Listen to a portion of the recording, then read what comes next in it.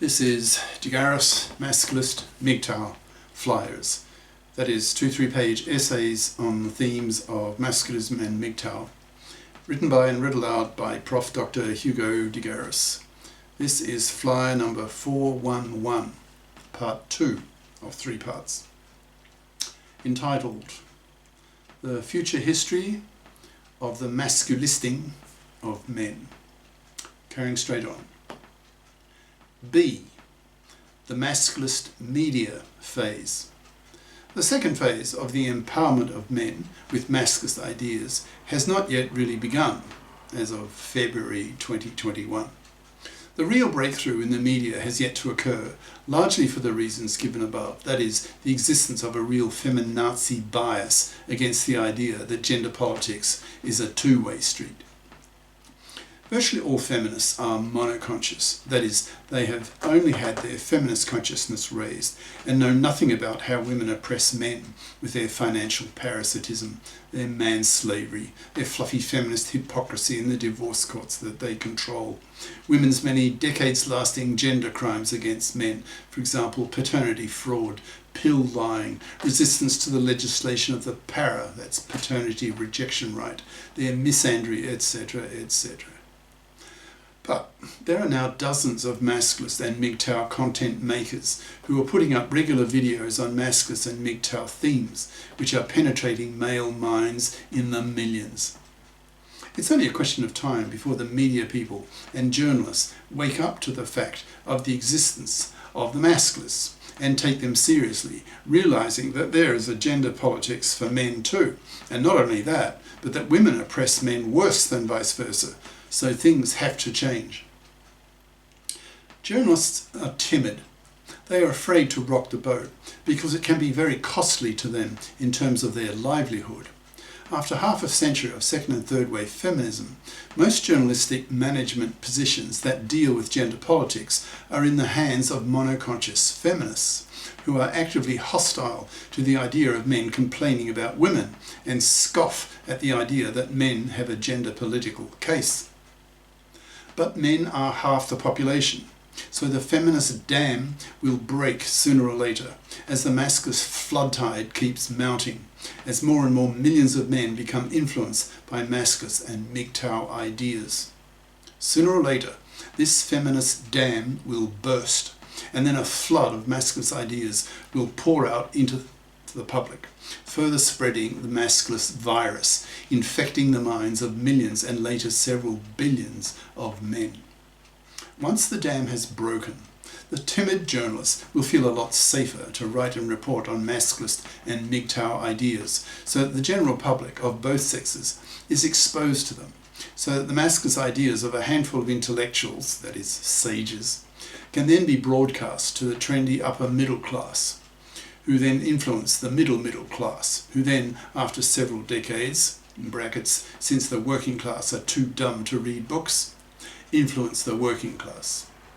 It took feminism half a century to reach the female working class. The dumbest third of women don't even read magazines, since reading to them is a chore, taxing their brains too much. Similarly with men. So to be realistic, it will take decades for masculist ideas to reach the bottom class. The initial mass spread of masculist ideas will almost certainly occur in the universities, that hotbed of ideas, where so many of society's new ideas get propagated for the first time. It's one of the main aims of the masculists to set up a masculist group in every high school and on every campus. Once masculist ideas have spread throughout the campuses, at the same time, the journalists will be attending masculist talks at universities and reporting on them, spreading the ideas to a much broader public. University masculist groups can then help set up masculist groups in the high schools, where the real fluffy crapper damage is done, since it is in the high schools where most young women choose to become fluffy crappers, expecting in their 30s to be able to parasite off the labour and money of a man. Young women need to be morally pressured by their male classmates, that fluffies rot on the shelf, seen by young masculist male classmates as immoral, parasitic, manslaving vermin, to be spat at, to be rejected both socially and sexually. As millions of young women are rejected by their male classmates for being fluffy parasites due to their choice of studying fluffy crap majors in their final 2 years of high school, there will be a strong demand coming from these millions of young women to be able to read about their rejections at the hands of masculistic young men in their women's magazines. So many female journalists will be writing about the impact of masculist ideas on young women.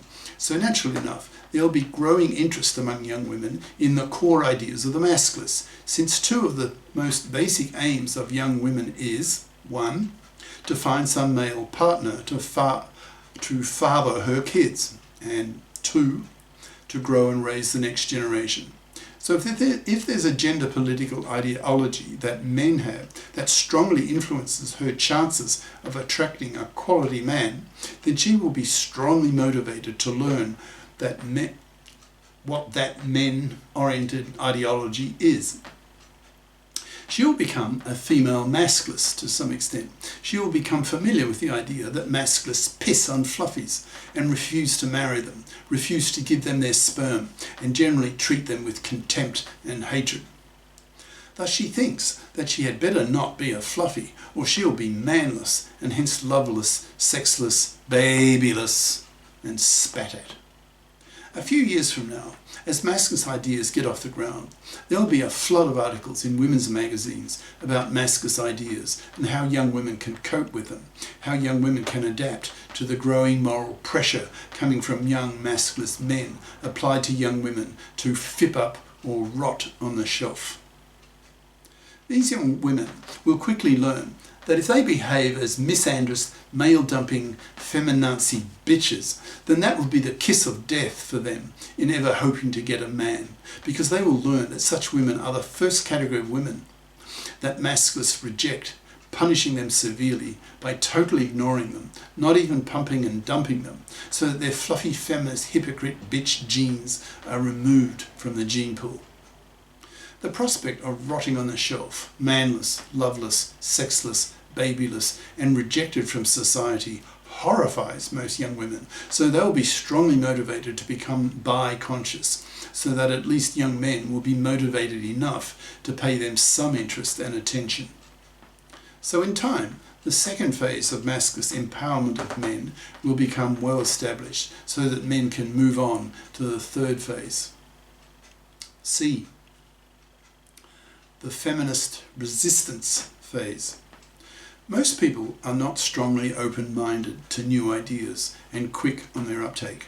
Most people are rather slow at such things, which includes many feminists. Feminists have had a monopoly on gender politics for half a century, so it will come as a real shock to them to see the rise of masculism amongst their female friends at work and in the media. Many of them will resist it. They will initially sneer at the idea that women oppress men, and will sneer even more at the absurd idea that women oppress men more than vice versa, which runs totally counter to everything that they have been taught by feminists all their lives, in brackets, unless they are as old as I am, who can remember the rise of second-wave feminism when I was a young man in my 20s. As the masculinist bandwagon continues to gain momentum, feminist resistance will become more organised. There will be feminist counterattacks in the media and heated vitriolic battles between feminists and masculists in public talks, as the most articulate feminists and masculists castigate each other. However, for the feminists, it will be a losing battle due to women's genetic inferiorities. Women have 10% smaller brains than men, are dumber than men by 4 IQ points on average, have a 10% lower IQ variance than men, so lack male genius, and have 10 times less testosterone in their blood, so lack male aggressiveness, ambition, doggedness. So when the best of the masculists compete against the best of the feminists, the masculist genii will obviously win. The outcome of the gender political wars between the feminists and the masculists is a foregone conclusion. Women can't compete with men at the top end of the performance scale.